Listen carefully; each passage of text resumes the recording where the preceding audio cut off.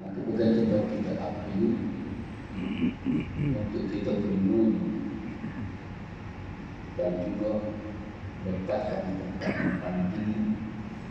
Kalau bukan saja kita membahas dalam sepanjang bulan Ramadan ini selama 3 hari, bagaimana kita menyayangi tentang sepanjang sebulan ini, supaya apabila dia berlebih maka kita ingin berpuas hati dengan layanan yang kita layan selama ini. Bukan itu saja, Allah SWT akan memberkati kita dan merahmati kita dan tunjukkan jalan kita ke syurga Allah SWT, menjadi orang yang beriman dan bertakwa kepada Allah SWT. Semoga keberkatan Ramadan ini akan menjus kepada kita mendapatkan malam Lailatul Qadar. Allahumma barik fi syahr Ramadan wa ballighna Lailatul Qadar wa ballighna Lailatul Qadar wa ballighna Lailatul Qadar. Amin amin ya rabbal. Insyaallah pada pagi ini kita tidak meneruskan tajuk yang biasa kita kupas kerana satu tajuk yang memerlukan satu perhatian khusus, dan insyaAllah kita bersama di bulan Syawal ini bulan depan sebab balik di perjalanan. Dan insyaAllah pada pagi ini mari sama-sama kita rumah sehari dengan kesempatan untuk koreksi tentang diri kita, hubungan kita dengan Allah Subhanahu wa Ta'ala. Jadi insyaAllah pada pagi ini saya akan kupas satu tajuk untuk diingatkan kita, yaitu ciri-ciri mukmin yang berjaya di dunia dan di akhirat. Apabila kita menyebut kejayaan, semua orang jaya, tak ada seorang pun nak kegagalan. Tapi terakhirnya apa yang disebut dapat pada Arab manjad dan wajah. Siapa yang berusaha dia akan manzarah hasil. Siapa yang adalah hasil. Dan itu adalah yang ada di atas sendiri. Apabila kita nak berkejayaan, tentang kejayaan sebagai seorang mukmin, tidak ada tidak mesti lagi pengorbanan yang cukup besar. Tapi keikhlasan kita sampai kita benar-benar mendapat kematian sebagai orang yang benar-benar berjaya di dunia dan di akhirat. Saya nak bawa sedikit apa yang benar dan last kalau seorang yang berjaya, bukan Islam yang berjaya di dunia ini yang hebat, tetapi dia menggunakan the last word, ya, kata-kata terakhir yang siapa dia? Yaitu Steve Jobs, seorang pengasas dan pemilik Apple Company. Bayangkan kekayaan bersih beliau, lebih kurang 10.5 bilion US ataupun lebih kurang 46 bilion. Kekayaan bersih beliau meninggal pada 5 Oktober 2011, lahir 24 Februari 1955. Kalau kita tolak aku, mana umurnya ketika meninggal 46 tahun, terlalu muda. Bayangkan dia telah meninggalkan satu the last word untuk menjadi bahan titik dukungan kepada kita. Apa kata beliau? Dalam dunia bisnes adalah simbol kejayaan. Seakan-akan harga dari tiada pemisahan. Kerana selain kerja, hobi kita banyak. Saat ini aku berbaring maksudnya merenungi jalan kehidupan, kekayaan, nama dan kedudukan. Semuanya tidak berarti bagiku. Malam yang begitu hening, cahaya suara listrik di sekitar tadi, bagaikan nafasnya mau kematian yang hampir padanya. Sekarang aku mengerti, seseorang yang patut memiliki harga secukup untuk digunakan bagi diri secukup saja, bukan yang menjadi kekayaan tanpa batas, bagaikan monster yang diberikan. Tengok penyesalan beliau, ya, penyesalan beliau. Ini yang kita perlu menjadi bahan kita. Kata lagi Tuhan memberi kita obat keras agar kita boleh merasakan cinta kasih yang terpendam dalam hati kita yang paling dalam, tetapi bukan kegembiraan yang datang daripada kehidupan yang begitu mewah. Itu hanya ilusi saja. Harta kekayaan yang aku boleh ini semasa aku hidup tak mungkin boleh dibawa pergi. Sesuatu yang Nabi sebut, yang Al-Quran sebut, ya, harta tidak boleh. Yang aku boleh bawa adalah kasih yang bagi orang beriman adalah amalan yang dibuat di atas hukum. Bagi dia adalah kasih yang sama ini terpendam di dalam hati. Hanya cinta kasih itulah yang memberi kekuatan dan kekuatan. Lalu kita mengucapkan persoalan, kata apakah yang termahal di dunia ini? Kata orang sakit. Orang lain boleh membuatkan kereta untukmu, orang lain boleh kerja untukmu, tapi tidak ada orang yang menggantikan sakit. Barang yang hilang boleh didapatkan kembali, tetapi yang hilang tak boleh kembali lagi. Saat kamu masuk ke bilik bedah, bagi kamu sedari betapa berharganya kesehatan. Kita berjalan di lantai ini dengan belanja waktu, suatu saat akan sampai tempat tujuan kita. Bagaikan panggung pentas pun, tirai panggung akan tertutup. Pentas telah berakhir. Yang patut kita hargai dan sayangkan adalah hubungan kasih sesama keluarga, di antara keluarga, cinta sesama suami istri, dan juga kasih persahabatan antara teman. Lalu betul berbasuh kata-kata terakhir beliau, harga ini setiap detik dalam kehidupan kita ini. Isi hidup kita dengan kata yang tidak boleh dibeli dengan uang. Ini kata-kata Steve Jobs, seorang pengasas atau pemilik Apple dengan kekayaan bersih 10.5 miliar US$. Muslimin dan muslimat yang akan manusia, Allah SWT sebenarnya siapa mukmin yang berjaya, siapa mukmin yang berjaya di dunia dan akhirat. Al-Quran sudah gariskan. Kalau kita renungkan dalam surah Al-Mu'minun, Allah SWT menyatakan, qad aflahal mu'minun, sesungguhnya telah berjaya orang-orang yang beriman. Kenapa Allah SWT tidak menyatakan qad aflahal muslimun? Kenapa Allah menyatakan innallaha ma'al muslimin? Kenapa Allah menyatakan innallaha ma'as sabirin? Innallaha ma'al mu'minin? Kita tahu bahawa iman adalah semahal-mahal di sisi Allah SWT. Walaupun kita Islam sebagai syarat asasi untuk penerimaan amal kita, walaupun hebat macam mana kita sudah apapun, kalau kita tidak beriman, tidak dikira oleh Allah SWT. Tetapi ukuran Allah SWT ialah iman. Itu yang paling mahal, yang paling Allah SWT akan tengok sedikit-sedikit. Sebab itu Allah senaraikan dengan penegasan Allah menyatakan bahawa qad aflahal mu'minun, confirm bahawa orang-orang yang beriman telah berjaya. Pada siapakah mereka itu? Cuba kita perhatikan apa yang dinyatakan dalam surah Al-Mu'minun. A'udzubillahi minasyaitonir rajim. Qad aflahal mu'minun alladzina hum fi shalatihim khashi'un, yaitu mereka yang khusyuk di dalam salat. Ingatlah kalau dunia, ya, kita hidup kata bumi ini, nak untuk jaya dunia mestilah sebenarnya kaitannya dunia. Kenapa kaitannya akhirat? Apa itu? Ibadat kita dengan Allah.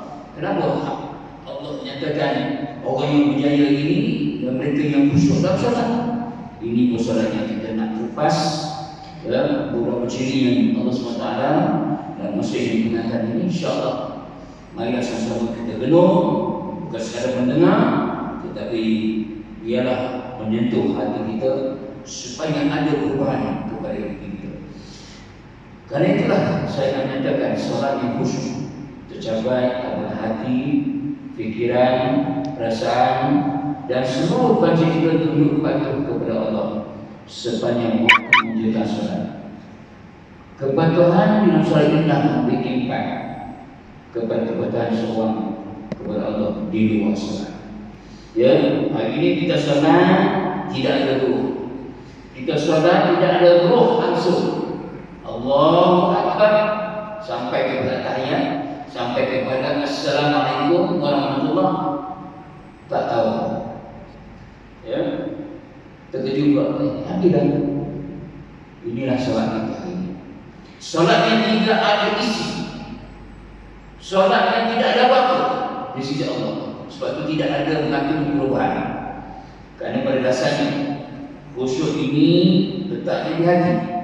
Jadi hati adalah fokus ataupun modal utama dalam ibadat solat berbanding zakat, rukuk harta, puasa, rukuk belakang dan sebagainya.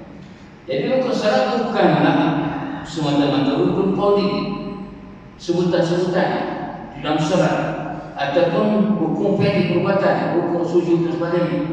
Tetapi keduanya rukun itu menjurus ke arah membantu hati mengingati Allah. Itulah tujuan utama solat dirikan. Aqimis sholata li dzikri, dan dirikan solat supaya kamu mengingati Allah Subhanahu wa taala.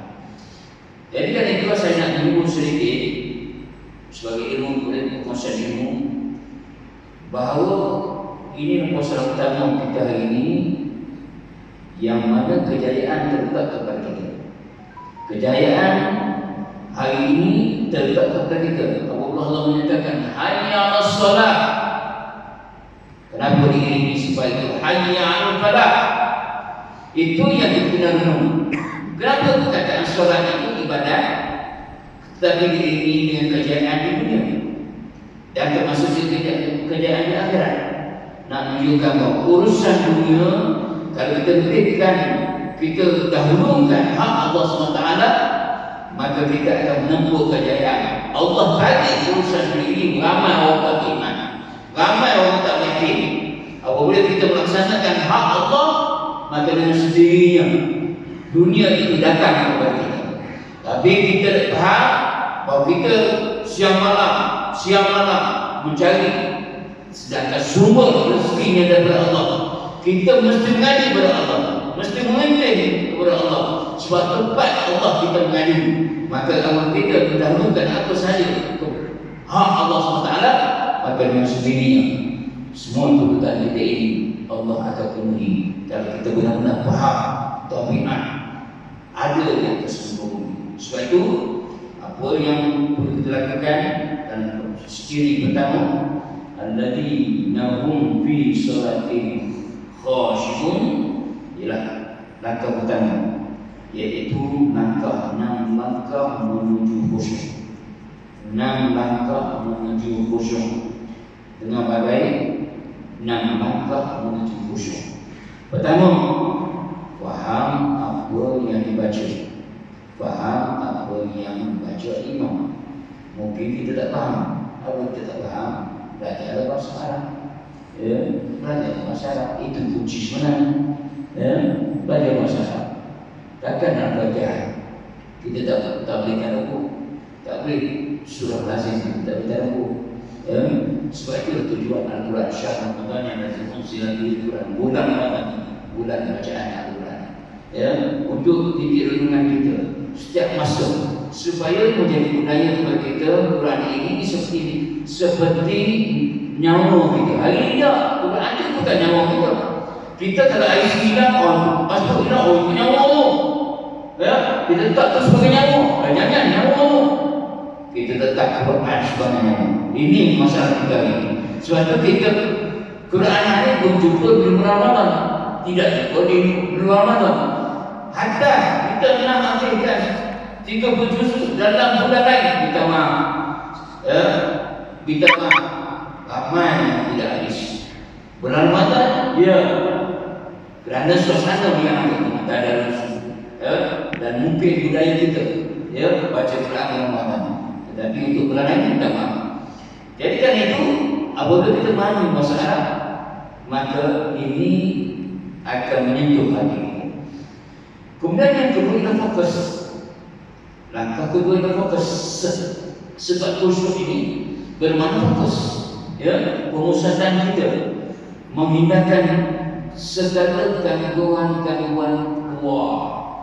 Bayangkan kita nak masuk solat, kita nak fikir macam-macam, dengan bisnesnya, dengan hakam ini, dengan hantunya, dengan perbalahan-perbalahan keluar, dengan pencegahan, macam-macam hal dunia ni.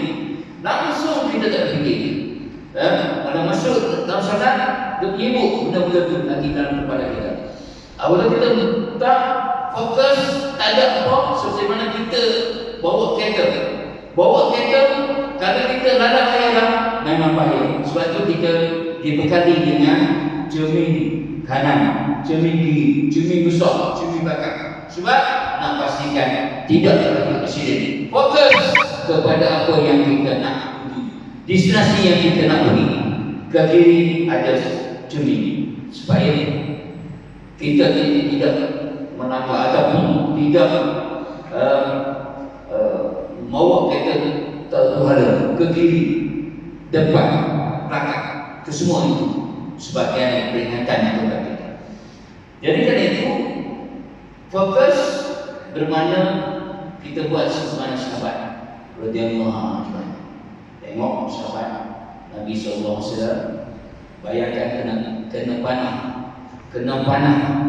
kena panah di bahu, ya. Lalu dia menyuruh sahabat, kalau nak cabut panah ini, tunggu aku solat. Bayangkan solat sebagai bius kepada sahabat yang terkena panah. Ya, beza kita hari ini. Ya, solat tenggelam di alam, bukan tenggelam Allah, tenggelam di alam. Ini masalah kita. Ya, macam mana kita nak percaya? Macam mana Allah nak terima solat kita kalau sedih tidak ada Allah? Ya. Kemudian yang ketiga, iaitu perasaan kita membesarkan Allah. Allah sebut Allahu Akbar, maka kita akan membesarkan. Kita tahu maknanya, tetapi bukan sahaja kita faham maknanya, tetapi turut merasai hebatnya Allah, ya, mencipta diri kita, mencipta alam semesta dan segala makhluknya. Ini yang terpahat kita belajar akidah. Ya, apabila kita belajar akidah, ini yang kita akan rasai apabila kita melaksanakan. Yang keempat, takut dengan keagungan Tuhan, iaitu khauf. Kita takut apa yang kita lakukan tidak diterima Allah. Kita tak sana.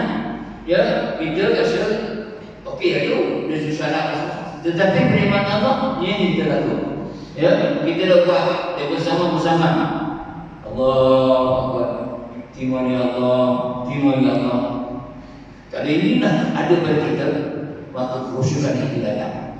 Kemudian yang kelima, kita mengharapkan semoga bukan saja amal kita terima, tetapi juga mendapat keampunan, rahmat dan syurga Allah Subhanahu wa taala. Dan terakhir, rasa malu dan juga hina. Sebab kita rasa malu, tidak malulah kita nak harapkan syurga dengan amal yang sempurna, dengan perjalanan yang terus-menerus melaksanakan maksiat, terus-menerus ada penyakit-penyakit hati yang lain. Kalau kita 6 perkara ini kita jaga, insya-Allah kita akan datang khusyuk. Khusyuklah sebagai penanda aras Allah SWT akan terima amal soleh. Dan inilah senarai pertama yang Allah letak orang yang berjaya. Qad aflahal mu'minun. Sesungguhnya orang mukmin yang benar-benar berjaya adalah orang mereka yang khusyuk di dalam solat. Yang kedua, ciri yang kedua, dinyatakan oleh Allah SWT, walladzina hum 'anil lagwi mu'ridun, dan mereka yang menjauhi diri dari perbuatan dan perkataan yang sia-sia. Ya, kita tahu kita hidup di atas bumi singkat saja, 60 lebih, 70, 80, jangan 90. Ya, singkat sangat, tetapi kita penuhkan dengan harian kita ini perkara-perkara yang malu, perkara-perkara yang tidak berbeda. Nabi sebut khairun nas man anfa'un nas. Sebaik-baik manusia mereka yang bermanfaat kepada manusia. Apa manfaat kita kepada manusia ini? Apa saham kita kepada manusia ini? Ya, tengok hari ini dengan mulai paknya, dengan berbuah kosong tak ada, ya, main gadget, tonton ni, tak ada perkara-perkara yang menambahkan iman. Banyak perbuatan-perbuatan membawa masuk. Ya, apatah lagi kita nak sebut, adakah masyarakat kita masyarakat baca? Minta maaf. Ya, masyarakat kita bukan masyarakat baca. Ya, bukan masyarakat masyarakat. Sebab itu apabila ada viral apa perkara yang ya pelik-pelik, terus hantar tanpa menunjuk kepada mereka yang tahu. Berapa ramai yang keliru sebab tak ada ilmu, baca betul, menunjuk betul. Ini yang berlaku hari ini. Sebab itu kehidupan seorang mukmin, kehidupan yang memberi manfaat kepada manusia. Allah naklah orang yang beriman, ciri kedua yang Allah tak senarai kedua, hidup dia memberi manfaat kepada orang. Bukan hidup sendiri tidak, bukan tidak penting kawan yang tidak. Ya, semua ada kaitan memberi manfaat kepada banyak sangat bidang yang memberi manfaat kepada manusia. Ciri yang ketiga dinyatakan oleh Allah Subhanahu wa taala, walladzina hum lis-zakati fa'ilun, dan mereka yang berusaha membersihkan harta dengan menunaikan zakat harta tersebut.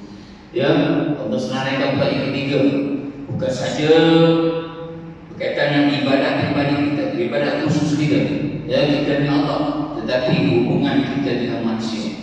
Ya, saya nak menunjuk sedikit apa yang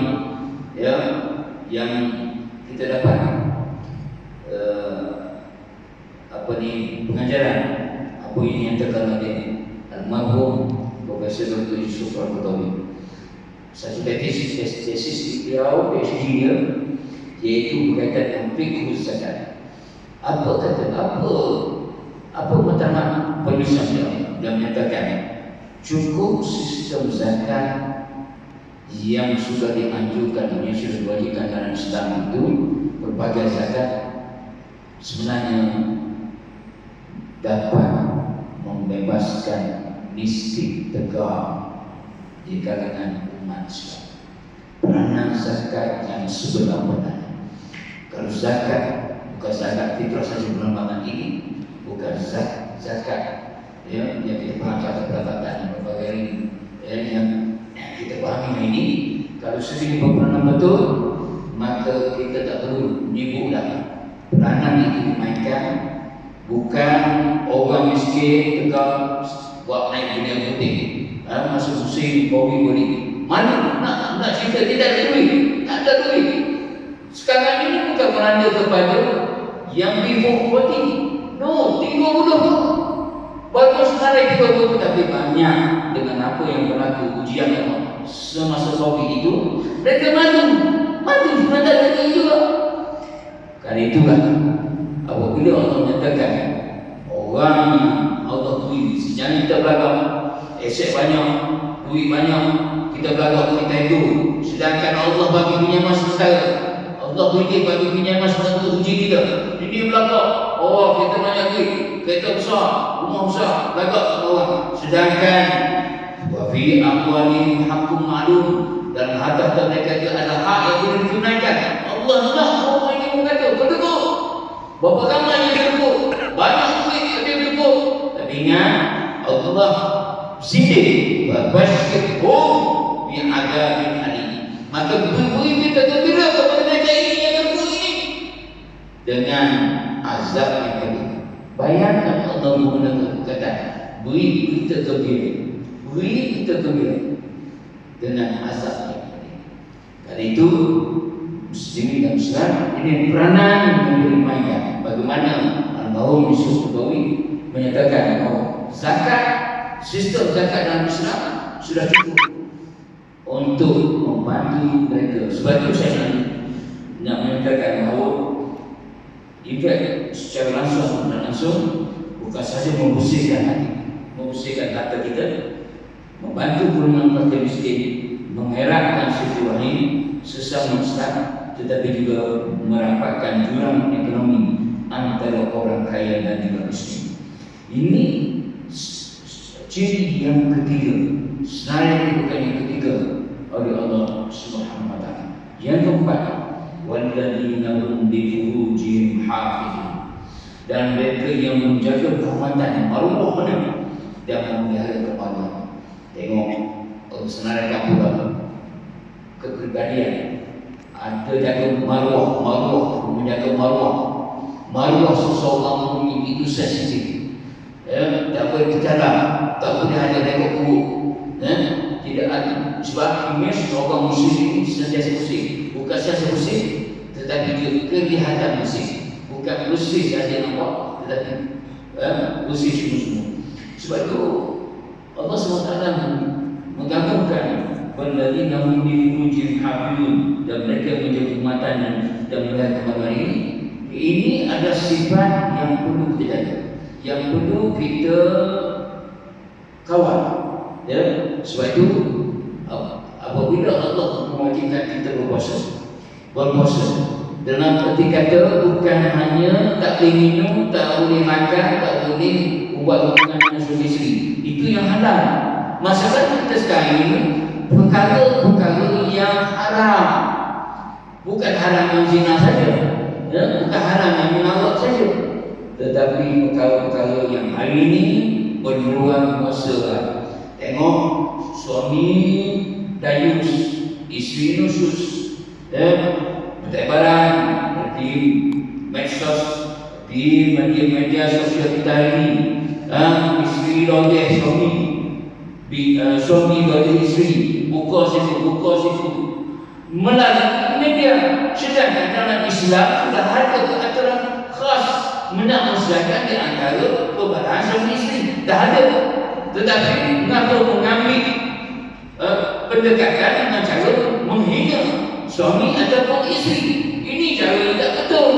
Kerana itulah saya nak menyatakan bagaimana seorang mukmin yang berjaya ini maruahnya terjaga, maruahnya tidak boleh diperlecehkan.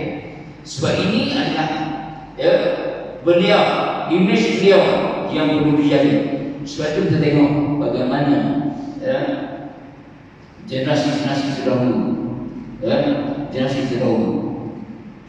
sebab contoh ulama hadis, kenapa pakai takbir? Kata takbir apa? Dan kenapa tak boleh makan berdiri ataupun tempat-tempat tertentu? Sebab imej orang soleh dia berjaga, imej orang baik dia berjaga. Walaupun benda itu kecil, remeh bagi kita, tetapi ingat itu adalah penanda aras kita Allah Subhanahu wa taala. Sebab itu apa yang disebut oleh Allah SWT berkaitan dengan menjaga kemaluan tadi ialah pandangan mata. Sebab itu puasa ini penting. Puasa yang kita laksanakan bukan setakat untuk melunaskan hak Allah, tetapi pendidikan kepada diri kita. Apabila pandangan mata kita berjaya tutup, maka ini menuntutlah kepada perkara-perkara maksiat. Mana yang disebut oleh Allah SWT. Katakanlah kepada lelaki yang beriman agar mereka menjaga pandangannya dan memelihara kemaluannya, yang menjadi lebih suci bagi mereka. Sesungguhnya Allah Maha mengetahui apa yang mereka lakukan. Surah An-Nur ayat 30. Sebab perbuatan kita tahu bahawa pintu masuk perbuatan zina yang besar adalah daripada pandangan mata. Jadi jagalah pandangan mata kita agar kemudian kita juga turut terjaga. Sebab itu apabila kita dalam zaman yang tidak ada sepadan ini, yang berkuasa di internet, dengan website ucap dan berbagai lagi itu cabaran kepada kita ini. Bukan saja kita perlu ada benteng, ada penahan dengan berpuasa itu, perlu juga kita terapkan ini kepada anak buah kita ataupun anak-anak kita ataupun cucu-cucu kita, dengan sepadan, tanpa sepadan ini, dengan tanpa sepadan ini yang cukup berbahaya, yang boleh menyebabkan kita terjumus kepada apa yang diharamkan oleh Allah SWT. Sebab itu Allah letakkan senarai membentuk aurat, menjauhi pergaulan bebas dan zina, menyalurkan keinginan nafsu dengan perkahwinan, dan menghindarkan diri dari bekal keji seperti rasuah dan juga penipuan. Sebab itu Allah SWT menyatakan ciri keempat ini, inilah ciri keempat yang dapat menjaga marwahnya dan juga menjaga dirinya dari terlibat perkara yang diharamkan oleh Allah SWT. Ciri kedua, walladzina hum bi amanatihim wa 'ahdihim ra'un, dan mereka yang menjaga amanah dan janji. Kenapa Allah senaraikan menjaga amanah dan janji? Ternyata bahawa zaman Nabi SAW, zaman jahiliyah, bagaimana Nabi terkenal dengan Muhammad Al-Amin, Muhammad Al-Amin, Muhammad yang amanah, yang menunaikan janji. Hari ini kita sudah jauh daripada petunjuk Al-Quran dan hadis Nabi SAW. Ramai yang tidak aman. Saya nak sebut sahabat saya, seorang penuh daripada kota, dia buat duit. Bayangkan dia dengan semangat cari negara-negara umat Islam ini nak buat masjid, bawa duit 5 juta US dollar. Pergi ke mana? Ke Indonesia. Jumpalah orang tentu. Lalu dengan gaya jubahnya, dengan gaya rupiahnya, saya tak sebut siapa, dan cuma lalu menyerahkan diri. Lepas tahun datang tak mencuri dan orang tu pun tak tahu mana menghilangkan duit untuk buat masjid. Bayangkan 5 juta US dollar. Bagaimana kita nak jumpa orang yang amanah di akhir zaman ini? Cukup sedikit. Orang yang menjaga amanah, bukan saja amanah di tempat kerja, bukan amanah untuk keluarga, bukan saja amanah, berbagai lagi amanah-amanah yang diamanahkan kepada kita. Dan kita pecah amanah. Apabila kita pecah amanah, inilah tanda orang yang tidak jadi. Allah senaraikan kalau orang ini pecah amanah, memang tidak ada senarai Allah. Tidak ada. Dan apatah lagi apabila seorang ini tidak memegangnya. Ini perlu kita fahami. Apabila tidak memegangnya ini, salah satu yang disebut oleh Allah, oleh Nabi SAW, apabila dalam hadis Bukhari dan Muslim muttafaqun alaih, apabila dia bercakap dia berbohong, apabila dia tidak tepati, dan apabila dia amanah, dia berarti amanah yang diberikan kepada. Ciri yang keenam, ciri terakhir untuk kita dengan ketiga pada pagi ini, walladzina hum 'ala salawatihim yuhafizun. Dan mereka yang tetap memelihara solat. Dengan pahala tadi sebut solat yang khusyuk. Yang terakhir sebut solat juga. Tetapi solat untuk menjaga zahir, yang tadi untuk menjaga batin, isi roh, khusyuk. Nak kira solat, nak jaga dulu. Satu, roh solat. Yang kedua adalah menjaga hak-hak solat, supaya kita tidak tinggal solat. Solat di awal waktu, menunaikan secara berjemaah, menyempurnakan buku dan serta segala rukunnya. Ini yang sahih-sahih, ya.